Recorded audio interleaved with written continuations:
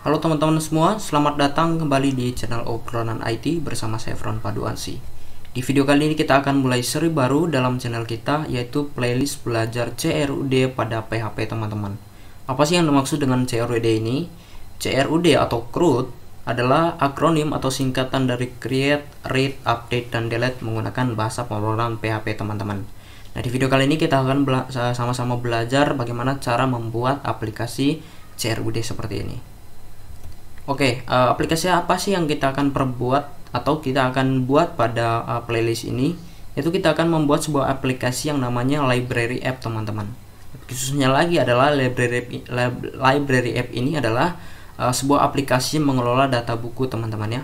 Nanti kita akan melakukan insert data buku di di aplikasi web kita, kemudian melakukan tampil data buku, kemudian melakukan ubah data buku dan hapus data buku. Itu yang maksud dengan CRUD tadi teman-teman. Nah, namun sebelum coding teman-teman, ada baiknya kalian perhatikan tools-tools yang kalian perlu persiapkan teman-teman ya. Yang pertama di sini yang perlu kalian persiapkan adalah SAM teman-teman, atau XAMPP. Jadi XAMPP ini adalah sebuah software yang membundle sebuah kebutuhan server, dimana dia menginclude Apache, kemudian MariaDB sebagai database-nya, kemudian PHP-nya adalah bahasa pemrogramannya, dan bahasa PER. Walaupun bahasa PER yang terakhir ini tuh jarang kita pakai ya. Nah, kita akan pakai yang ketiga ini, Apache sebagai web servernya, MariaDB sebagai database-nya, dan PHP sebagai bahasa pemrogramannya teman-teman. Nah, selanjutnya adalah yang kita butuhkan di sini adalah kode editor teman-teman. Kode editor itu adalah sebuah tools untuk kita melakukan coding ya. Saya asumsikan teman-teman sudah familiar lah ya dengan ini ya, kecuali untuk pemula ya, makanya saya jelaskan tentang tools-tools ini juga. Di sini kode editor bisa kalian menggunakan Visual Studio Code seperti yang akan saya gunakan nanti. Kemudian kalian juga bisa menggunakan Atom, Sublime Text, dan lain sebagainya teman-teman. Nah, yang ketiga adalah browser. Ya, browser karena kita itu membuat sebuah aplikasi yang berjalan di web, maka kita membutuhkan browser sebagai aplikasi untuk demo ya, untuk demo aplikasi kita teman-teman. Nah, yang terakhir adalah Bootstrap versi 4 ya, karena mengapa saya masukkan Bootstrap ini di tools itu karena saya merasa itu adalah sebuah library atau framework CSS yang mempermudahkan kita nanti untuk membuat sebuah halaman atau tampilan halaman web dengan mudah ya, tanpa kita harus coding manual CSS-nya. Oke teman-teman ya, itu untuk persiapan toolsnya. Nah, selanjutnya adalah agenda teman-teman. Dalam playlist ini, dalam video yang pertama kita akan melakukan setup project dan database ya. Nah, database yang kita buat nanti kita samain aja dengan library app. Nah, kemudian untuk video berikutnya nanti kita akan lanjut dengan create dan read data, yaitu kita membuat sebuah form, kemudian kita menginputkan data dan datanya simpan di database, kemudian kita akan memanggil lagi data yang ada di database dan tampilkan lagi ke halaman web kita. Itu materi yang kedua. Dan materi yang ketiga nanti kita belajar tentang update dan delete data teman-teman ya. Nah, selanjutnya juga kita akan belajar fitur registrasi ya, kita akan membahas itu fitur registrasi, dan yang berikutnya lagi kita akan membahas fitur login dan session. Oke, itu untuk agendanya pada playlist kita. Nah, selanjutnya adalah di sini kalian bisa lihat database strukturnya ya teman-teman ya, atau struktur database, di mana kita siapkan sebuah database, kita samain aja dengan nama aplikasi kita itu library app, atau data buku juga nggak apa-apa ya. Nah, kemudian di dalamnya kita buat sebuah tabel ya yang masih sederhana, dimana kita beri dia nama tabelnya adalah buku. Dan terus untuk field dalam tabel buku ini bisa kalian lihat di sini. Yang pertama adalah ID dengan integer, tipe data integer, tipenya integer, lengthnya 11. Kemudian kita set juga dia sebagai primary key dan auto increment gitu ya. Nah, kemudian yang kedua adalah judul, kita set varchar dengan lengthnya 30 ya, kemudian penulis varchar 30, tahun integer juga atau int 4, harganya integer 11. Oke, beres ya untuk database strukturnya. Oke, selanjutnya adalah kita melakukan setup project yang pertama kali teman-teman. Oke teman-teman, jadi yang pertama adalah kita mempersiapkan sebuah folder dulu ya di di htdocs kita. Nah, bagi kalian yang menggunakan XAMPP jangan lupa buka XAMPP control panel lalu jalankan Apache dan MySQL-nya teman-teman. Nah, selanjutnya kita arahkan ke dalam htdocs kita. Di sini teman-teman saya menjelaskan menggunakan sistem operasi berbasis Linux. Dan bagi teman-teman yang mungkin menggunakan Windows, kalian bisa sesuaikan saja ya. Karena di sini saya tidak menggunakan XAMPP, maka letak htdocs-nya itu berbeda teman-teman ya. Jika kalian itu menggunakan XAMPP, mungkin simpannya di htdocs ya. Nah, saya di sini menggunakan di var www.html. Jadi sama aja kalian buka XAMPP kemudian htdocs. Kurang lebih seperti itu teman-teman. Oke, di sini kita buat sebuah folder baru atau project baru. Di sini kita kasih nama aja library app ya. Nah, seperti ini teman-teman. Nah, selanjutnya apa? Selanjutnya adalah kita buka folder ini ke dalam code editor kita.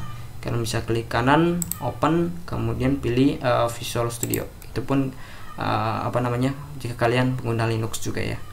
Gitu. Oke, kita tunggu. Nah, selanjutnya adalah kita akan menaruh folder-folder yang yang kita butuhkan nanti. Yang pertama, kalian bisa bikin folder-folder di sini biar nanti project kita ini terstruktur dan rapi teman-teman ya. Tidak kacau lah. Nah, kalian bisa bikin folder di sini. Kalian kasih misalnya untuk view. View itu teman-teman adalah halaman yang bisa dilihat oleh user gitu ya, view atau views lah, karena view-nya banyak pakai S, view. Nah, kemudian kita bikin folder helper juga. Helper ini kita akan menyimpan file koneksinya teman-teman ya, koneksi project kita ke database MySQL. Kemudian kita bikin folder satu lagi yaitu dengan nama public.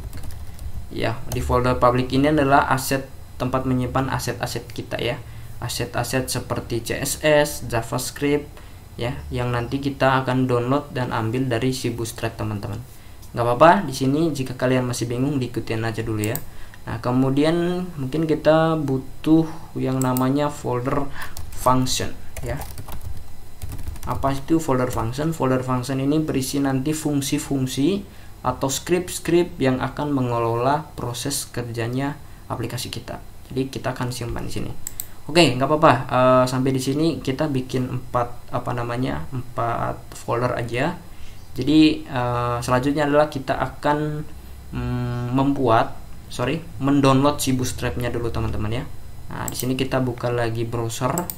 Nah, bagi kalian yang tidak tahu Bootstrap, itu kalian bisa kunjungi Get Bootstrap ya, Get Bootstrap. Di sini ada domainnya ada di getbootstrap.com. Di sini keterangannya adalah the most popular HTML, CSS dan JavaScript ya, library gitu.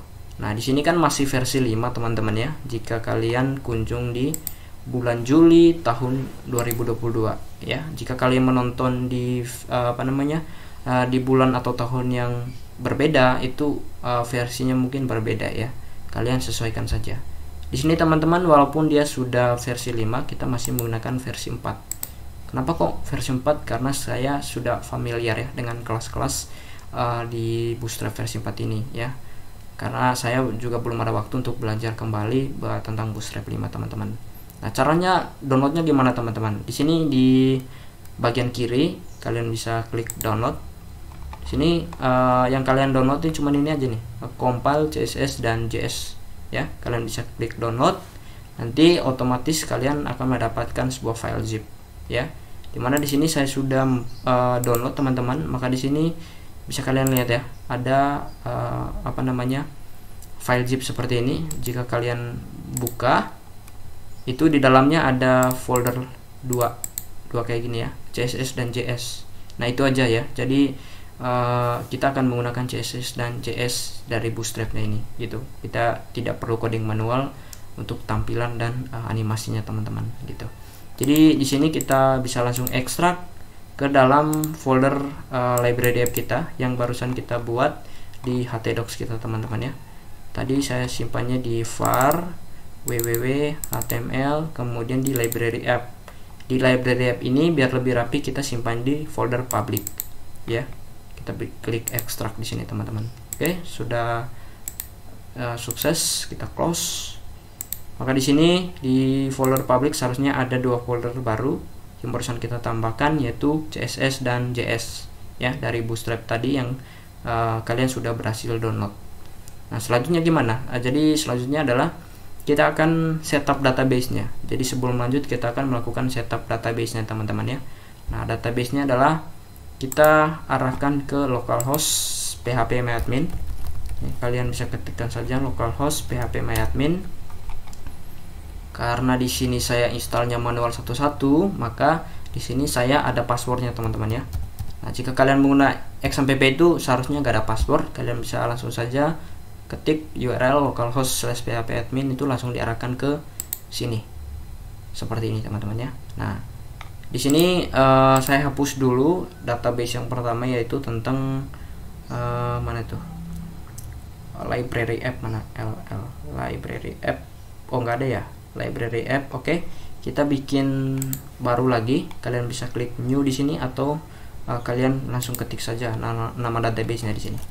Kita kasih nama library app, library strap app atau library dash app. Itu disamain aja dengan nama projectnya teman-teman, biar nanti konsisten namanya, tidak bingung. Oke, gitu. Jika sudah kalian ketik namanya, kalian bisa klik create. Oke. Di dalamnya teman-teman sesuai dengan materi itu di sini bisa kalian lihat, kita bikin sebuah tabel di dalam database library app-nya. Kita bikin tabel yang namanya tabel buku. Ya, di sini kalian bisa klik ketik saja buku. Ya, kalian go, dan di sini jangan lupa untuk isi field-field seperti ini teman-teman. Nah, yang pertama adalah ID-nya ya, ID. Kita ketik saja ID di sini, kemudian kita pilih integer, panjangnya 11. Nah, jika kalian tidak mengisi panjangnya juga ya, secara default memang 11 ya. Contohnya di sini saya hapus, pasti panjang otomatisnya 11. Itu adalah default length dari tipe integer teman-teman.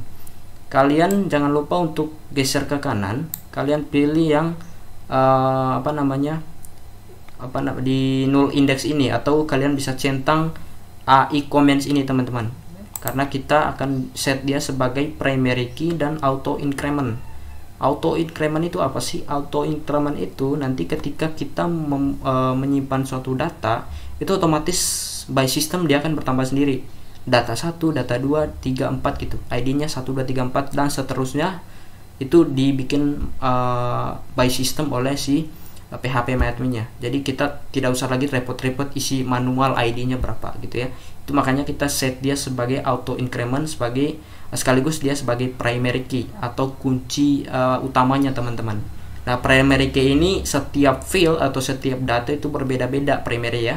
Jadi nggak sama. Contohnya teman-teman punya KTP atau NIK itu pasti berbeda. Setiap warga negara Indonesia pasti berbeda nicknya, nggak mungkin ada yang sama. Itu yang dinamakan dengan primary key teman-teman, atau ID-nya teman-teman gitu ya. Nah, di sini teman-teman kalian bisa ceklik aja di AI comments ini, centang saja, otomatis dia muncul jendela pop-up di sini. Apakah kita set dia sebagai primary ya? Maka kita langsung klik go aja. Oke, jika sudah di sini teman-teman sudah ya, dia set sebagai primary. Kemudian selanjutnya adalah kita butuh judul juga dengan varchar 30. Ya, kita kasih di sini judul. Kemudian tipe datanya kalian ubah dari integer ke varchar dengan panjangnya 30. Kok harus 30? Ya nggak apa-apa ya. Kalau 50 atau 100 pun tidak apa-apa, tidak masalah. Gitu. Terserah teman-teman aja. Kemudian untuk penulis tahun dan harga ya. Penulis kita varchar 30 aja. Kemudian tahun itu, karena tahun itu kan berisi angka teman-teman ya, jadi kita set dia sebagai integer juga dengan lengthnya 4. Nggak usah banyak-banyak, nggak usah 11, karena tahun itu kan kalau nggak salah cuman 4 digit angka doang ya. Contohnya 2022 itu cuman 4 gitu. Nah, tambah satu lagi yaitu harga, teman-teman. Harga di sini kan dalam bentuk angka juga. Nah, jika di sini nggak ada tempat lagi, kalian bisa pencet go di sini ya, tambah kolom lagi atau tambah field lagi, kasih nama harga, kemudian integernya 11. Oke, sebenarnya 6 juga nggak apa-apa. Contohnya harga buku tuh kan mungkin nggak sampai miliaran lah ya, tapi nggak apa-apa. Di sini kita set dia sebagai integer dengan length 11. Jika sudah seperti ini teman-teman, kalian bisa klik save. Oke, jika kalian perhatikan di sini ID, kalau ada lambang kunci emas kayak gini tuh berarti dia sebagai primary key, teman-teman, dan kita set sebagai auto increment. Oke, beres ya untuk database atau tabel di database-nya. Sekarang kita kembali lagi ke project di codingannya, teman-teman. Kalian buka lagi Visual Studio Code. Nah, kita kan sudah mendownload CSS dan JS dari Bootstrap tadi. Sekarang kita akan mencoba apakah si Bootstrap-nya sudah bisa dipakai apa belum. Caranya gini, di dalam library app ini kalian bikin sebuah file baru ya. Kita kasih nama index.php ya, jangan index.html. Kalau HTML itu berarti kita membuat web statis, teman-teman. Tapi kalau index.php itu nanti kita akan bermain dengan database atau webnya dinamis gitu ya.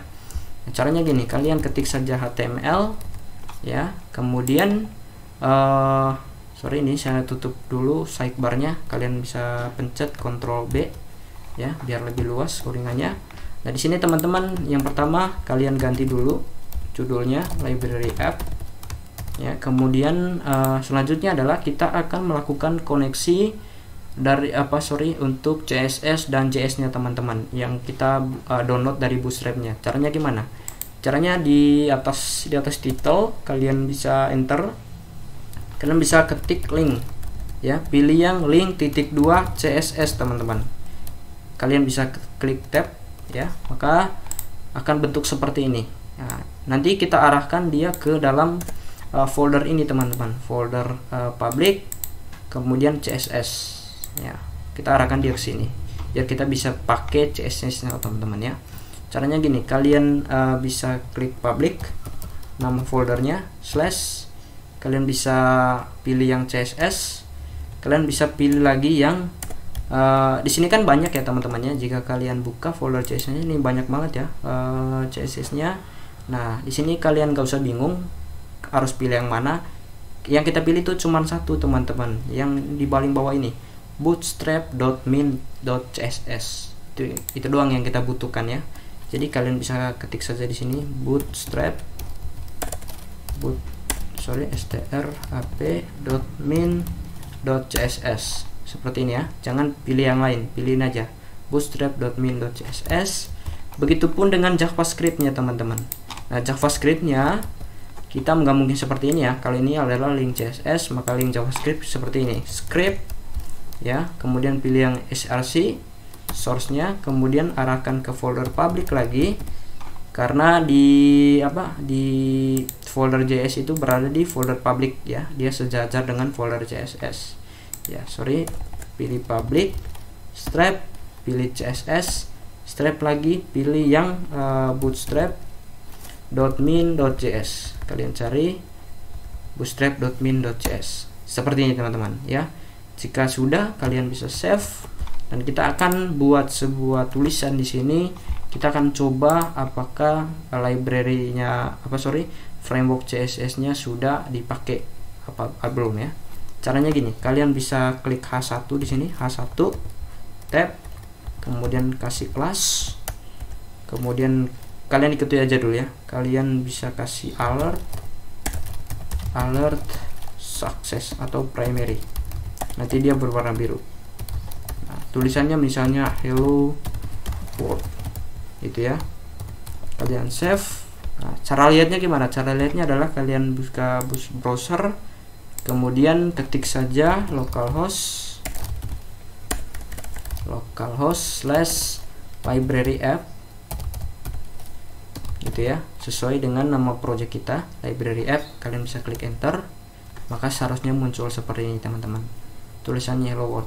Nah, pertanyaan adalah, bang, kok ada tulisan hello world-nya warna biru, belakangnya juga agak biruan gitu ya. Nah, kalau misalnya di sini saya ubah jadi sukses gitu ya, maka kalian bisa lihat di sini seharusnya warna hijau gitu ya. Ini berarti jika sudah seperti ini teman-teman, berarti kita sudah berhasil mengintegrasikan si Bootstrap ini ke dalam project kita. Jadi kita nggak perlu lagi coding manual, kita kasih warna fontnya apa, backgroundnya apa gitu, nggak usah. Jadi kita akan pakai kelas-kelas dari Bootstrap ini teman-teman. Jika kalian belum paham tentang Bootstrap ini, maka saya rekomendasikan teman-teman belajar dulu, atau kalian googling dulu di YouTube atau di Google gitu ya, tentang belajar kelas-kelasnya CSS teman-teman. Oke teman-teman, mungkin untuk video yang pertama ini tentang setup project mengenai library app atau belajar CRUD pada PHP sampai di sini saja. Nanti kita akan melanjutkan di video berikutnya, tentu tentang create dan read data teman-teman. Oke, saya tunggu di kelas berikutnya. See you soon.